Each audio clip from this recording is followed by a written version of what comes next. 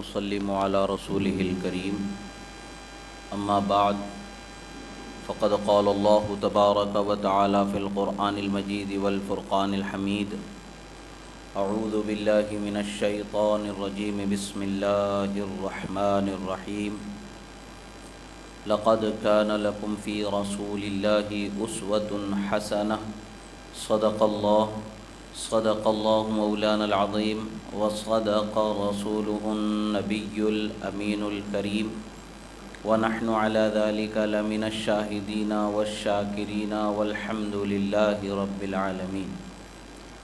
ایک مرتبہ عقیدت و محبت کے ساتھ درود شریف کا نذرانہ پیش کریں۔ اللہم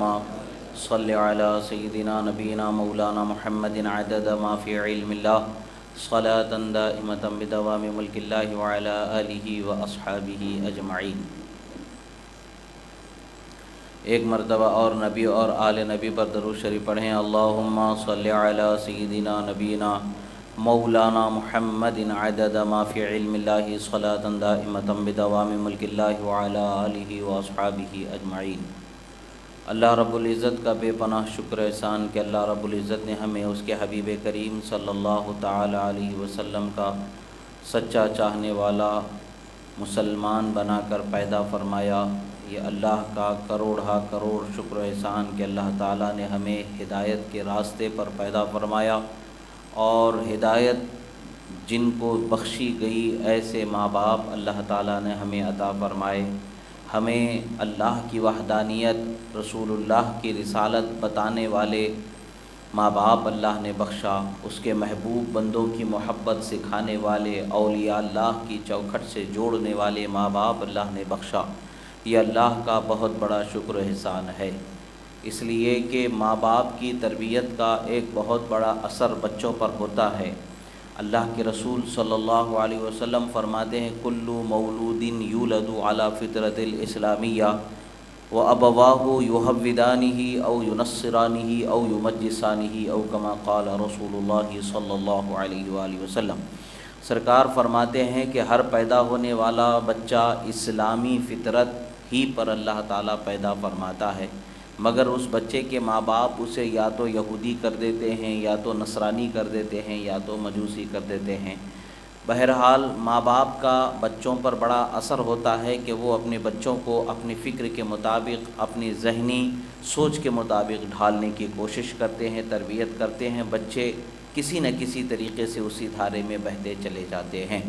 اللہ کا شکر ہے کہ اللہ نے ہمیں ایسے ماں باپ نہیں بخشے، بلکہ اسلام کے ماننے والے مسلمان ماں باپ اللہ نے ہمیں بخشے۔ یہ اللہ کا شکر ہے کہ انہوں نے ہماری تربیت ہی بچپن سے اسلامی ماحول میں کی، اللہ کی وحدانیت کا، رسول اللہ کی رسالت کا، اس کے پیغمبروں کی پیغمبری اور ان کی عظمت کا، اللہ کی کتاب قرآن کا ہمیں انہوں نے درس بھی دیا، اور ہمیں اس کا سلیقہ بھی سکھایا، اور ہمیں اس کی تعلیم بھی دی۔ اگرچہ ہم اس کے اخذ کرنے میں، حاصل کرنے میں کوتاہی کرتے رہے، مگر جتنا ان سے ہو سکتا تھا، جتنا ان کا ذمہ تھا، انہوں نے پورا کیا۔ الحمدللہ آج ہم اسلام کے ماننے والے، عقل و ہوش میں آنے کے بعد اسلام کے ماننے والے، اس کے رسول سے محبت کرنے والے، اس کے محبوب بندے اولیاء سے محبت کرنے والے ہیں، تو یہ ماں باپ کی صحیح تربیت کا نتیجہ ہے۔ اللہ کا شکر ہے کہ اللہ نے ہمیں صحیح تربیت کرنے والے ماں باپ بھی بخشے، مسلمان ماں باپ بھی بخشے، اور ہم کو اسلامی ہدایت پر اللہ تعالیٰ نے قائم رہنا اور اسے حاصل کرنا نصیب فرمایا۔ یہ اللہ کا بہت بڑا شکر و احسان ہے۔ اللہ کے رسول صلی اللہ تعالیٰ علیہ وسلم کی محبت و عظمت ہمارے ایمان کی پہچان ہے، اور آپ کی شان ہی ہم بیان کرتے ہیں۔ یہ ہمارے ایمان کا حصہ ہے، یہ ہمارے ایمان کا حق ہے کہ ہم نے جس پیغمبر کا کلمہ پڑھ کے ایمان لائے ہیں، اس پیغمبر کی خوب خوب شان و عظمت کا بیان کریں۔ اللہ نے خود قرآن میں فرما دیا وَأَمَّا بِنِعْمَةِ رَبِّكَ فَحَدِّثْ، اے میرے حبیب آپ پر اللہ نے جو نعمتیں کی ہیں ان نعمتوں کا خوب خوب آپ اظہار فرمائیے۔ اللہ کے رسول صلی اللہ تعالیٰ علیہ وسلم کے ذات گرامی میں اللہ تعالیٰ نے اپنے بندوں کے لیے ہدایت کے راستے کو پنہا فرمایا اور فرمایا لقد کان لکم فی رسول اللہ اسوۃ حسنہ، جان لو کہ بے شک تحقیق کہ تمہارے لیے زندگی کا بہترین نمونہ تمہارے پیغمبر محمد الرسول اللہ صلی اللہ علیہ وسلم کی ذات میں بنا دیا گیا ہے۔ رسول اللہ صلی اللہ تعالیٰ علیہ وسلم کو اللہ تبارک و تعالیٰ نے سب سے بہترین شخصیت بنا کر کے پیدا فرمایا۔ آپ سے بہتر، آپ سے عظمت والا اللہ نے کسی کو بنایا ہی نہیں، بلکہ پوری کائنات کو آپ کی شان و عظمت دکھانے کے لیے اللہ نے آپ کو پیدا فرمایا۔ جب حضرت رسول اللہ صلی اللہ تعالیٰ علیہ وسلم کے پیدائش کا وقت قریب آیا، حضرت رسول اللہ صلی اللہ تعالیٰ علیہ وسلم کی پیدائش کا وقت قریب آیا، حضرت بی بی آمنہ رضی اللہ تعالیٰ عنہ ارشاد فرماتی ہیں، خصائص کبریٰ میں حدیث مبارکہ ہے، ایک کہنے والا کہہ رہا تھا، یقول قبض محمد صلی اللہ علیہ وسلم علی مفاتح النصرۃ و مفاتح الرح و مفاتح النبوہ، بخن بخن قبض محمد صلی اللہ علیہ وسلم علی الدنیا كلها لم يسبق خلق من اهلها الا دخل في قبضته۔ رسول اللہ صلی اللہ تعالی علیہ وسلم کی شان و عظمت کا اظہار اس طریقے سے کیا جا رہا ہے کہ جب حضرت بی بی آمنہ فرماتی ہیں کہ جب میرے آقا و مولا میرے محبوب اللہ کے رسول صلی اللہ علیہ وسلم تشریف لائے، بی بی آمنہ فرماتی ہیں کہ جب رسول اللہ صلی اللہ تعالی علیہ وسلم دنیا میں تشریف لائے تو ایک پکارنے والا پکار رہا تھا، اس کی آواز کو سنا گیا۔ جس طرح سے یہ بھی معجزہ رسول اللہ کی پیدائش کا مشہور ہے، آپ پیدا ہوئے تو آپ کے پیدا ہونے سے جو نور نکلا، اس نور سے ملک شام کے محلات کو حضرت بی بی آمنہ نے دیکھ لیا تھا۔ تو اسی وقت کے واقعات میں سے ایک واقعہ یہ بھی ہے، ایک پکارنے والا پکار رہا ہے، بتا رہا ہے لوگوں کو یہ تعلیم اللہ تعالیٰ کے محبوب کی عظمت کی حضرت بی بی آمنہ کے ذریعے مل رہی ہے۔ حضرت بی بی آمنہ فرماتی ہیں کہ کہنے والا کہتا ہے کہ کہہ رہا تھا کہ محمد الرسول اللہ صلی اللہ تعالیٰ علیہ وسلم نے نصرت کی کنجیاں اور نفع کی کنجیاں اور نبوت کی کنجیوں پر قبضہ فرما لیا ہے۔ یعنی رسول اللہ صلی اللہ تعالیٰ علیہ وسلم کو اللہ تعالیٰ نے نفع پہنچانے والا بنا کر کے دنیا میں بھیجا ہے، اور آپ کو مدد کرنے والا بنا کر کے دنیا میں اللہ نے بھیجا ہے۔ جب پیدا ہوئے اسی وقت پر اللہ تعالیٰ نے یہ اعلان کروا دیا کہ نصرت کی کنجیاں محمد لے کر کے آنے والے ہیں، نفع کی کنجیاں محمد لے کے آ رہے ہیں۔ رسول اللہ صلی اللہ تعالیٰ علیہ وسلم کی شان و عظمت کو بتایا گیا۔ پھر اب کہنے والا کہتا واہ واہ، کیا ہی مرتبہ محمد ربی رسول اللہ صلی اللہ علیہ وسلم کا ہے کہ ساری دنیا پر انہوں نے قبضہ کر لیا ہے، کوئی مخلوق ایسی نہیں رہی جو آپ کے قبضے قدرت میں آپ کے تحت نہ داخل کر دی گئی ہو۔ یہ رسول اللہ صلی اللہ تعالی علیہ وسلم کی شان کیسی ہے، اللہ تعالیٰ نے ساری مخلوق کو رسول اللہ کے تابع فرما دیا۔ رسول اللہ جو حکم فرما دیں وہ حکم پورا ہو جائے، رسول اللہ جیسا حکم جاری کرنا چاہیں ویسا حکم اللہ تعالیٰ کے حکم سے جاری وہ ساری ہو جائے۔ رسول اللہ صلی اللہ تعالیٰ علیہ وسلم فرماتے ہیں اوتیت الکنزین الاحمر والابیض، فرماتے ہیں مجھے اللہ تبارک و تعالیٰ نے دو لال اور سفید خزانوں کو عطا فرما دیا گیا ہے۔ یہ فرماتے ہیں اس میں روایت کے الفاظ کیا ہیں، یعنی سونے چاندی مل گئے ہیں، مگر حضرت عبداللہ ابن عمر رضی اللہ تعالیٰ عنہما فرماتے ہیں، ایک اور روایت فرماتے ہیں اوتیت مفاتیح کل شیء،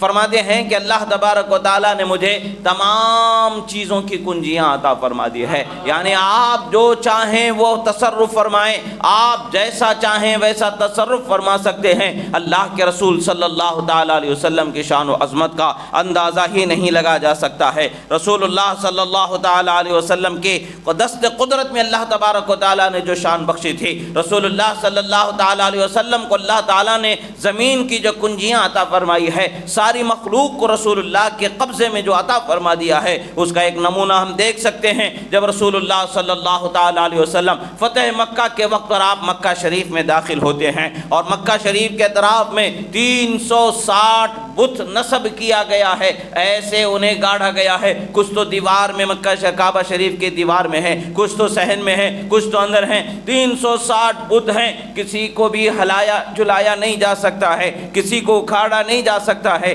کدالوں سے کلہاڑوں سے ہتھوڑوں سے پھوڑ کر کے توڑ کر کے بھی نکالنا جن کا دشوار تھا، ایسے ان کو نصب کیا گیا تھا، ایسے مضبوط رکھا گیا تھا۔ مگر قربان جائیں اللہ کے رسول صلی اللہ تعالیٰ علیہ وسلم کے عظمت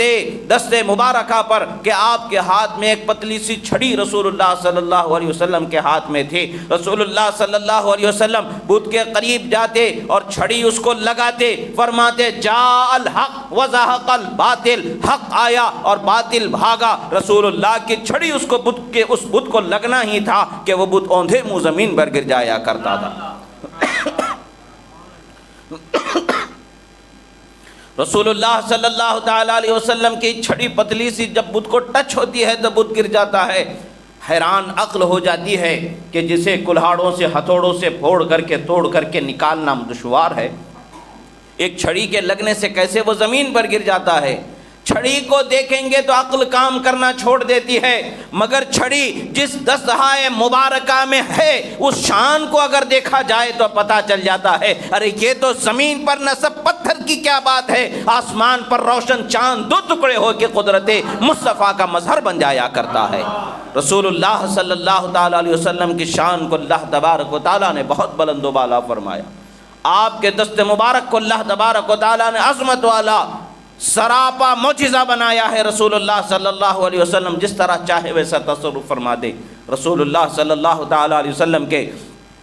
دست مبارک سے تعلق رکھنے والی چیز میں جب اتنی طاقت ہو سکتی ہے، جب رسول اللہ صلی اللہ تعالیٰ علیہ وسلم کے دست مبارک میں آ جانے والی بے جان سی لکڑی میں جب اتنی طاقت ہو سکتی ہے، تو وہ جو رسول اللہ صلی اللہ تعالیٰ علیہ وسلم کی صحبت میں دن و رات رہنے والے ہیں، وہ جو رسول اللہ کی گود میں کھیل کر کے پلنے بڑھنے والے ہیں، وہ جن کی رگوں میں رسول اللہ صلی اللہ تعالیٰ علیہ وسلم کا خون دوڑتا ہے، چاہے وہ صحابہ اکرام ہو، چاہے وہ اہل بیت اطہار ہو، چاہے وہ نسبی قرابت مصطفیٰ سے جن کو اللہ تعالیٰ نے سرفراز فرمایا ہے، یا صحبت مصطفیٰ سے جن کو اللہ تعالیٰ نے سرفراز فرمایا ہے، ان کی عظمتوں کا اندازہ ہی نہیں لگایا جا سکتا۔ گویا کہ آسمان پر چمکتے ستارے جس طریقے سے بلند و بالا ہیں، اسی طریقے سے رسول اللہ کی ہر نسبت کے حامل ماہ پارے رسول اللہ کے صحابہ و اہل بیت بلند و بالا مقام کے حامل ہیں۔ اللہ تبارک و تعالیٰ نے انہیں عظمت و شان والا بنایا ہے۔ رسول اللہ صلی اللہ تعالیٰ علیہ وسلم کی شان و عظمت کا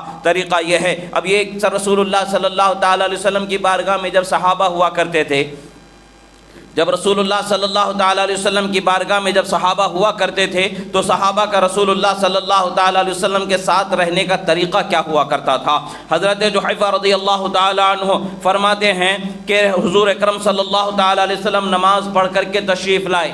نماز کے بعد رسول اللہ صلی اللہ تعالیٰ علیہ وسلم کے دست مبارکہ کو چوم لینا، رسول اللہ صلی اللہ تعالیٰ علیہ وسلم کے ہاتھ مبارکہ کو بوسہ دے دینا اور ان ہاتھوں کا سینے پر، سر پر، منہ پر پھیر لینا، لے کر کے پکڑ کر کے، یہ رسول اللہ کے صحابہ کی سنت اور رسول اللہ کے صحابہ کا طریقہ ہے، اور رسول اللہ نے منع نہیں فرمایا ہے۔ اور آج زمانے کے اندر عقل کی ایسی حالت ہو گئی ہے، لوگوں کی بے عقلی کی ایسی مثال مل رہی ہے، عقل والے بھی ان کی بے عقلی پر حیران ہیں اور بے عقل بھی ان کی بے عقلی پر حیران ہیں کہ شریعت مطہرہ میں جو چیزیں اللہ اور اس کے رسول کے قانون کے تحت داخل ہو جاتی ہیں، اس قانون میں داخل چیزوں کو نکال کر کے لوگوں کو گنہگار بنانے کی کوششیں کرتے چلے جاتے ہیں۔ ہر کسی پر کوئی حرام، کوئی شرک، کوئی بدعت وغیرہ وغیرہ اس طریقے کے فتوے لگا دیتے ہیں، مسلمانوں کو گنہگار بنانے کی کوشش کرتے ہیں۔ افسوس کی بات تو یہ ہے کہ جب ان کے پاس علم نہیں ہے تو دعویٰ علم کا کیوں رکھتے ہیں اور مسلمانوں پر جسارت و جرت کیوں کرتے ہیں؟ یقیناً کل قیامت کے دن اللہ کی بارگاہ میں سوال ہوگا اور جواب دینا ہوگا، اور جو کچھ بھی تم نے جھوٹ کہا ہوگا اس کا بھی سزا اور اس کی بھی سزا اور اس کا بھی خمیازہ بھگتنا ہوگا، اور اللہ تعالیٰ کے قہر و غضب کا سامنا ہوگا۔ ہاں، جو سچ ہے، جو حق ہے، اس کو کوئی چھپا نہیں سکتا ہے، جو حق ہے اسے کوئی دبا نہیں سکتا ہے، باطل کبھی حق کو مٹا نہیں سکتا۔ ہاں، تاریخ ہے، یہ ریت ہے دنیا کی، حق جب بھی بلند ہوتا ہے باطل کو بھاگنا ہی پڑتا ہے۔ اللہ تبارک و تعالیٰ نے حق کو بلندی عطا فرمایا ہے۔ فرماتے ہیں الناس فجعل یاخذون یدیہ فیمسحون بها وجوہہم قال فاخذت بیدہ فوضعتها على وجہہ فاذا ہی ابرد من الثلج واطیب رائحۃ من المسک۔ فرماتے ہیں کہ رسول اللہ صلی اللہ تعالی علیہ وسلم جب نماز پڑھا کر کے باہر مسجد سے نکلنے لگے تو صحابہ اکرام نے کیا کیا، آگے بڑھتے ہیں رسول اللہ کے صحابہ، کوئی رسول اللہ کے ہاتھ کو بوسہ دے رہا ہے تو کوئی رسول اللہ کا ہاتھ اپنے چہرے پر مل رہا ہے، کوئی سینے پر رکھ رہا ہے، کوئی سر پر رکھ رہا ہے۔ الغرض حضرت جحیفہ فرماتے ہیں میں بھی آگے بڑھ گیا، رسول اللہ کی خدمت میں حاضر ہو گیا، میں نے بھی رسول اللہ کے دست مبارک کو لے لیا اور بوسہ دیا، اور میں نے رسول اللہ کا دست مبارک اپنے چہرے پر رکھ لیا۔ رسول اللہ صلی اللہ تعالیٰ علیہ وسلم کا دست مبارک جیسے ہی میں نے چہرے پر رکھ لیا، فرماتے ہیں کہ ایسی خوشبو میں کسی عطر میں نہیں پایا، میں نے آج تک ایسی خوشبو کسی کی نہیں سونگھی تھی۔ اتنا خوشبودار دست مبارک رسول اللہ کا تھا، اور اتنا ٹھنڈا، جیسا کہ برف ٹھنڈا ہوتا ہے ویسا ٹھنڈا رسول اللہ کا دست مبارک تھا۔ رسول اللہ صلی اللہ تعالیٰ علیہ وسلم کے یہ صحابہ کرام کا یہ بیان ہے، یہ پتا چلتا ہے کہ رسول اللہ صلی اللہ تعالیٰ علیہ وسلم کے صحابہ کرام کے اندر جو جذبہ تھا، جو اثار تھا، رسول اللہ صلی اللہ تعالی علیہ وسلم سے محبت و عقیدت کا طریقہ تھا، وہی طریقہ آج اہل سنت کے درمیان جاری و ساری ہے۔ رسول اللہ صلی اللہ تعالی علیہ وسلم کے دین سے ہٹ کر کے نیا دین بنا لینا یہ اسلام والوں کا طریقہ نہیں ہے، بالخصوص اللہ کے ولیوں کا یہ طریقہ نہیں رہا، اللہ کے محبوب بندوں کا یہ طریقہ نہیں رہا۔ اور آج الحمدللہ اللہ نے اہل سنت و جماعت کو اللہ کے ولیوں سے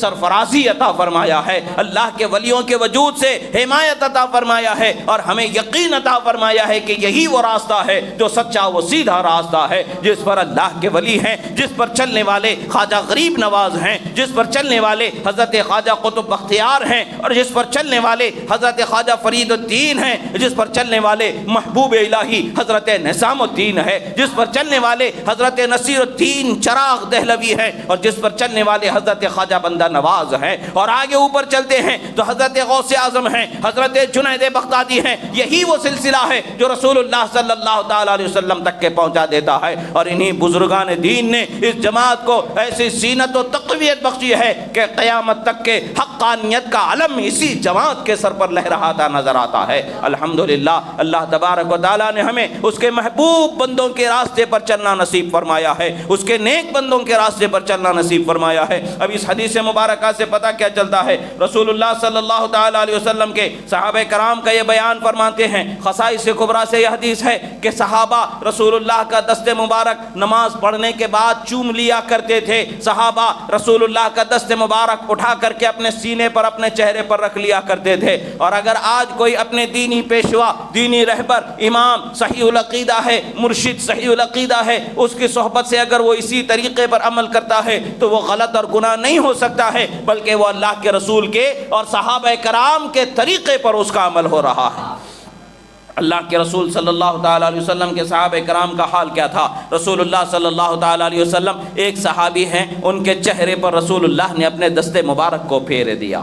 رسول اللہ صلی اللہ تعالیٰ علیہ وسلم نے ایک صحابی کے چہرے مبارک پر دست مبارک کو پھیر دیا۔ حال کیا تھا؟ رسول اللہ صلی اللہ تعالیٰ علیہ وسلم کے وہ صحابی جب بھی اندھیری رات میں چلے جاتے تو چہرہ چمکتا دمکتا نظر آتا، اندھیرے گھر میں چلے جاتے تو اس گھر والوں کو چراغ جلانے کی ضرورت نہیں پیش آتی۔ کیوں نہیں پیش آتی؟ کہ اس صحابی نے رسول اللہ کے دست مبارک کو اپنے چہرے پر مل کے حاضر ہو گیا۔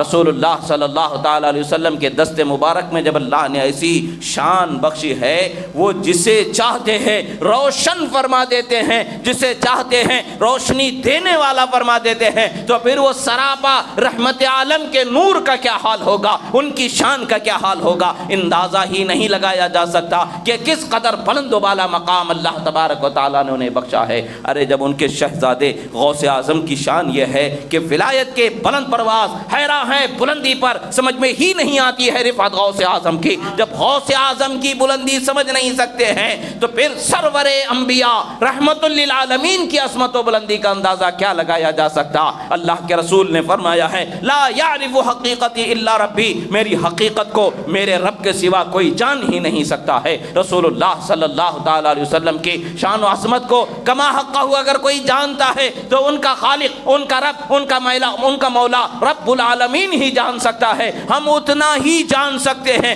جتنا کہ خدا نے اور اس کے رسول نے بتا دیا ہے، اور جو طریقہ صحابہ نے کیا اس طریقے سے ہم سمجھ سکتے ہیں کہ کیسے عظمت و بلند و بالا مقام ہے۔ جو بتایا ہم کو نہیں گیا ہے وہ ہم کیا جانے کہ کس قدر بلند و بالا مقام ہے، کس قدر راز ہے، وہ تو حشر کے دن کھلنے والے ہیں، وہ تو حشر کے دن کھلیں گے کہ کیسی شان رسول اللہ کو اللہ نے بخشی ہے. وہ شان کی عظمتیں، وہ رفعتیں وہ تو حشر میں معلوم ہوں گی کہ اللہ تعالیٰ نے کیسی کیسی شانیں رسول اللہ صلی اللہ تعالیٰ علیہ وسلم کو عطا فرمائی ہے. رسول اللہ صلی اللہ علیہ وسلم کے ایک صحابی ہیں، وہ رسول اللہ صلی اللہ تعالیٰ علیہ وسلم کی خدمت میں حاضر ہوتے ہیں. ایک یہودی رسول اللہ کا بہت بڑا دشمن تھا. رسول اللہ صلی اللہ تعالیٰ علیہ وسلم کو بہت بڑا تو نقصان پہنچانے کا اس نے پلان بنایا تھا. بعض صحابہ کو پتہ چل گیا. ایک صحابی جاتے ہیں اور اس کو قتل کر دیتے ہیں، اور اس کے بعد جب اس کے گھر سے کود جاتے ہیں تو ان کے پیر کی ہڈی پنڈلی ٹوٹ جاتی ہے. رسول اللہ صلی اللہ علیہ وسلم کے وہ صحابی وہ اپنے پنڈلی پر اپنا امامہ باندھ دیتے ہیں اور اسی حال میں رسول اللہ کی خدمت میں حاضر ہو جاتے ہیں. رسول اللہ صلی اللہ تعالیٰ علیہ وسلم نے فرمایا کہ ابسط فرمایا، بخاری شریف کی حدیث، ابسط رجلک کا فرمایا کہ تمہارے پیر کو آگے بڑھاؤ. جب انہوں نے اپنے قدم کو آگے بڑھایا، رسول اللہ نے ان کے قدم پر ٹوٹی ہوئی جگہ پر اپنا دست مبارک رکھا. وہ صحابی فرماتے ہیں ایسا ہو گیا جیسا کہ مجھے کوئی درد ہوا ہی نہیں تھا، کوئی معاملہ ہوا ہی نہیں تھا. یہ رسول اللہ صلی اللہ تعالیٰ علیہ وسلم کی شان ہے. یہ رسول اللہ صلی اللہ تعالیٰ علیہ وسلم کی عظمت ہے کہ رسول اللہ صلی اللہ تعالیٰ علیہ وسلم جس پر اپنا دست شفقت پھیر دیتے ہیں وہ برکت والا ہو جاتا ہے، نعمت والا ہو جاتا ہے، راحت پانے والا ہو جاتا ہے، اللہ کی بارگاہ میں رحمت کا حصہ اسے مل جاتا ہے. ارے انسان کی بات تو انسان کی بات ہے. رسول اللہ نے جس پر ہاتھ رکھ دیا اسے جہنم کیا جلا سکتی ہے، اسے آگ کیا جلا سکتی ہے. بلکہ رسول اللہ صلی اللہ تعالیٰ علیہ وسلم کے صحابی حضرت انس رضی اللہ تعالیٰ عنہ سے روایت ہے، آپ فرماتے ہیں آپ کے گھر میں آپ کے پاس ایک دسترخوان کا ٹکڑا تھا جسے رسول اللہ صلی اللہ تعالیٰ علیہ وسلم کے ہاتھ مبارک کے پوچھے جانے کا، اور رسول اللہ نے کبھی ہاتھ بھی پوچھا کبھی چہرہ بھی اس سے پوچھا تھا. رسول اللہ صلی اللہ علیہ وسلم کا استعمال شدہ کپڑا حضرت انس کو مل گیا. حضرت انس کے پاس وہ زمانے بھر تک رہا. جب بھی کوئی مہمان ان کے پاس آتا تو کیا کیا جاتا تھا، اس کپڑے دسترخوان کے وقت پر اس کپڑے کو صاف کرنا ہوتا. ایسے ہی ایک روایت ملتی ہے حضرت انس کے بارگاہ میں ایک تشریف لاتے ہیں صحابی اور ان کے پاس رہتے ہیں، دیکھتے ہیں کہ کیا ہے. حضرت انس کے پاس آتے ہیں، دعوت میں تشریف لاتے ہیں. حضرت انس نے اپنی باندی سے کہا دسترخوان بچھاؤ. دسترخوان بچھا دیا گیا. وہ کپڑا بھی لایا گیا. تندور بازو میں جل رہا تھا. آپ نے وہ کپڑا اٹھایا اور تندور میں ڈال دیا. کچھ دیر کے بعد اس کپڑے کو تندور سے نکال لیتے ہیں، یعنی آگ میں ڈال دیا گیا. اس کے بعد پھر آگ سے نکالا گیا. آگ میں ڈالنے سے پہلے اس پر جو کچھ بھی میل کچیل لگا ہوا تھا وہ سب جل جاتا ہے. آگ سے جب باہر نکل جاتا ہے فرماتے فخرج ابيض كانه اللبن فقلنا ما هذا فقال هذا منديل كان رسول الله صلى الله عليه وسلم يمسح به وجهه فاذا انزق صنعنا به هكذا لان النار لا تاكل شيئا مر على وجوه الانبياء. امام ابو نعیم نے روایت فرمایا، خصائص کبریٰ میں روایت ہے اور بھی مستند جگہوں پر یہ حدیث مبارکہ ملتی ہے. حضرت انس سے جب انہوں نے دیکھا کہ کپڑے کو آگ میں ڈال دیا گیا ہے اور اس کپڑے کو نکالا گیا تو جو کچھ میل تھا کثافتی جل گیا تھا. دودھ سے زیادہ سفید وہ کپڑا نظر آیا.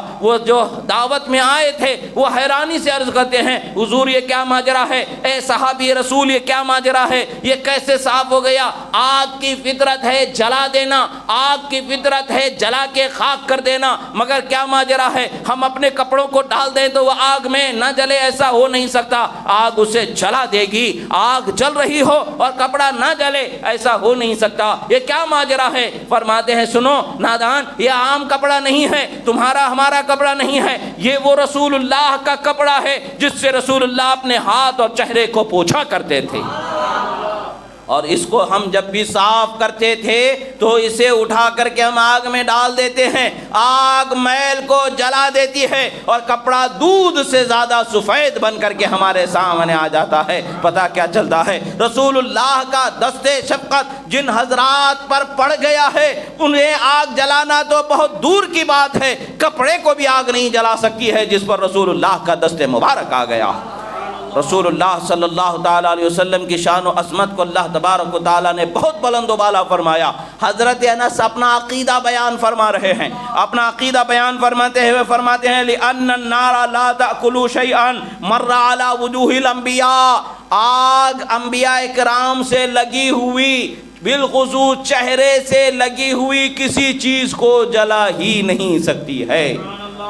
حضرت رسول اللہ صلی اللہ تعالیٰ علیہ وسلم کے ایک جلیل القدر صحابی ہیں، حضرت عمار ابن یاسر رضی اللہ تعالیٰ عنہ ہیں۔ آپ کو لوگوں نے زندہ جلا دینے کا ارادہ فرمایا، اور آپ کو جلانے کے لیے انہوں نے ایک بہت بڑا پلان بنایا، اور ایک بہت بڑا الاؤ جلا کر کے آپ کو اس میں ڈالنا چاہا، اور آپ کو جلا کر کے خاک کر دینا چاہا۔ رسول اللہ صلی اللہ تعالیٰ علیہ وسلم وہاں سے گزرتے ہیں، رسول اللہ صلی اللہ تعالیٰ علیہ وسلم گزرتے ہیں، اور حضرت عمار کے سر پر اپنا دست شفقت رکھ دیتے ہیں اور فرماتے ہیں عمار صبر کرو صبر کرو، اور آپ فرماتے ہیں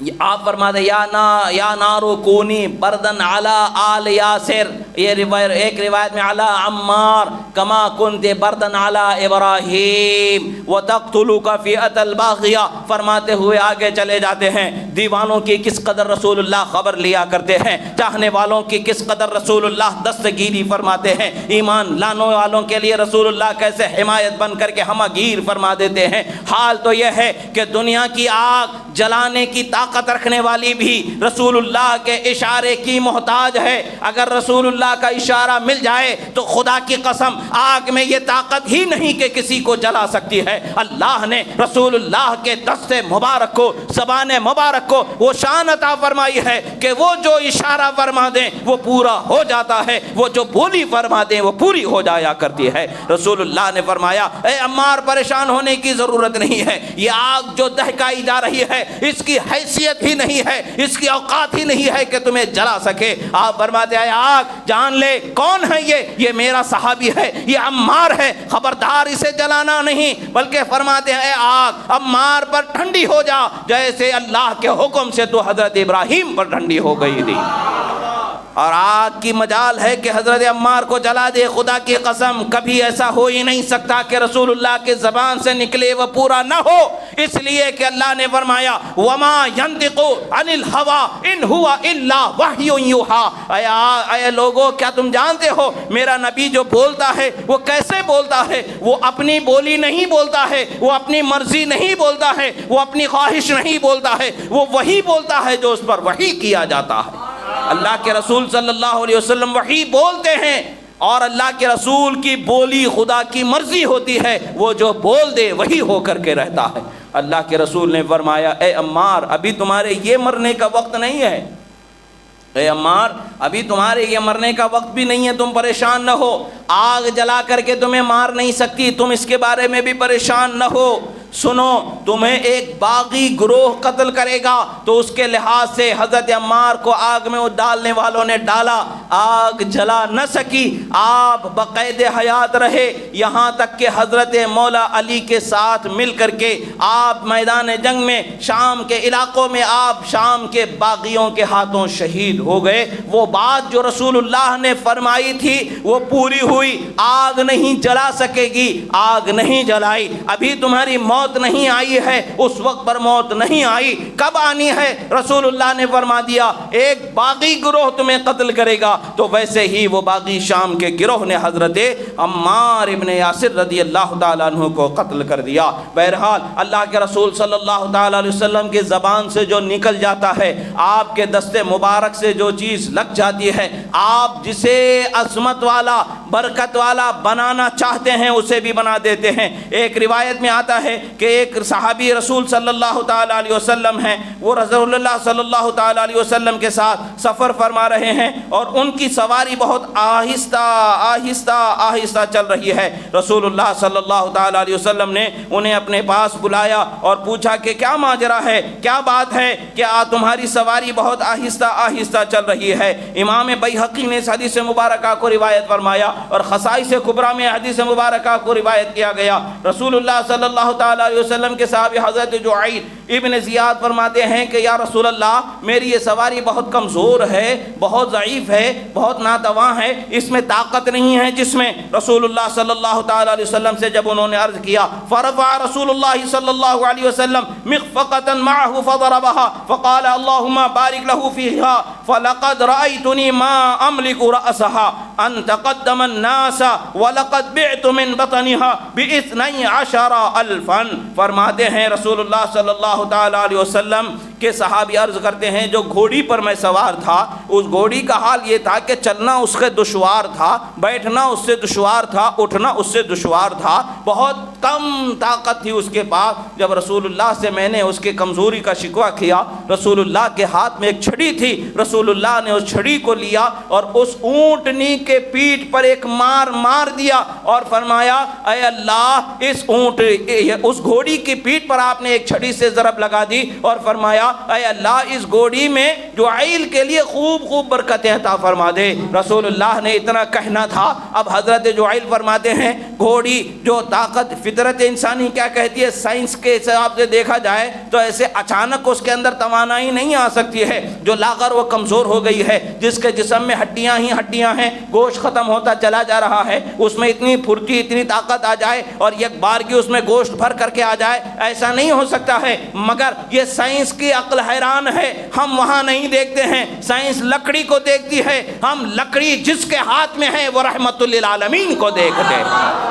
اللہ کے رسول کو ہم دیکھتے ہیں۔ سائنس لکڑی کو دیکھتی ہے، ہم اللہ کے رسول کو دیکھتے ہیں۔ وہ کیوں دیکھتے ہیں؟ اللہ نے فرمایا ید اللہ فوق ایدیہم، فرمایا اللہ کا ہاتھ ان کے ہاتھ پر ہے، یہ رسول اللہ کا دست مبارک ہے جسے اللہ کی حمایت حاصل ہے۔ رسول اللہ کو جو حمایت ہے وہ پوری مخلوق میں کسی کو نہیں ہے، تو ہم یقین کرتے ہیں، ہم جانتے ہیں کہ رسول اللہ کی جو حمایت ہے اللہ کی طرف سے، اس حمایت کا یہ اثر ہے کہ اونٹنی بھی فربا تر و تازہ تیز ہو جاتی ہے، موٹی تازی بن جاتی ہے اور ایسی رفتار پکڑ لیتی ہے کہ حضرت جعیل فرماتے ہیں مجھے اسے روکنا پکڑنا دشوار ہونے لگا۔ اب پھر آپ فرماتے ہیں دو چیزیں ہوئیں، اس کی کمزوری بھی دور ہونا تھا اور اس میں برکت کے لیے بھی رسول اللہ نے دعا فرمائی تھی۔ رسول اللہ نے فرمایا تھا اللہ اس میں برکت عطا فرما، تو حضرت جعیل فرماتے ہیں میں اس کی اولاد کو، اتنی اولاد اللہ نے مجھے عطا فرمایا اس اونٹنی کے ذریعے کہ میں 12,000 روپے اس زمانے کے میں کما سکا۔ سونے کے سکے ہیں اس زمانے کے، آج کے روپیے نہیں ہیں، اس زمانے کے سونے کے سکے ہیں جو 12,000 انہوں نے کمائے۔ اس قدر رسول اللہ صلی اللہ تعالی علیہ وسلم کی بارگاہ سے عنایتیں ملتی رہیں۔ حاصل یہی ہے کہ اللہ تعالیٰ نے اپنے محبوب بندوں کے وجود میں برکتوں کو پنہا رکھا ہے، ان کے ذریعے مخلوق کو فائدہ، نفع اور رحمت و راحت میسر آتی ہے۔ یہی وجہ ہے کہ اللہ کے محبوب بندوں سے اپنی دشمنی کبھی نہیں بنانی چاہیے، بلکہ اللہ کے محبوب بندوں سے اپنی دوستی کو ہمیشہ برقرار رکھنا چاہیے تاکہ اللہ تعالیٰ کی رحمت کا ہمیں بھی حصہ ملتا رہے۔ اللہ رب العزت کی بارگاہ میں دعا ہے جو کہا گیا سنا گیا، کہنے میں سننے میں جو غلطی ہوئی اللہ تعالیٰ اسے معاف فرمائے، جو حق و صحیح کہا گیا اللہ تعالیٰ اسے قبول فرمائے۔ پروردگار ہم گناہ گار ہیں، ہمارے گناہوں کو معاف فرما، ہم خطا کار ہیں، ہماری خطاؤں کو معاف فرما، ہم میں جو بیمار ہیں انہیں شفاء کاملہ و عاجلہ عطا فرما، ہم میں جو قرض دار ہیں انہیں بار قرض سے سبکدوشی عطا فرما۔ پروردگار جہاں کہیں بھی دنیا میں مسلمانوں پر ظلم ہو رہا ہے، ظالموں کو نیست و نابود فرما، مظلوم مسلمانوں کی مدد فرما، بیواؤں، یتیموں، بے سہاروں، بچوں کے، بوڑھوں کے، عورتوں کے نگہبان، سہارے و کفور و مددگار مہیا فرما۔ مولا رزق کی جو قلت ہے مولا ان کی اس کمی کو دور فرما، اور بود و باش کی رہائش کی جو بھی ان کی پریشانیاں ہیں مولا دور فرما۔ تمام عالم اسلام کے مسلمانوں کو ان نعمتوں سے مالا مال فرما، جو بے اولاد ہے صاحب اولاد فرما، جن کی اولاد ہے انہیں نیک باخلاق باکردار فرما۔ اقول قولی ھذا استغفر اللہ لی ولکم ولسائر المؤمنین وما علینا الا البلاغ المبین برحمتک یا ارحم الراحمین۔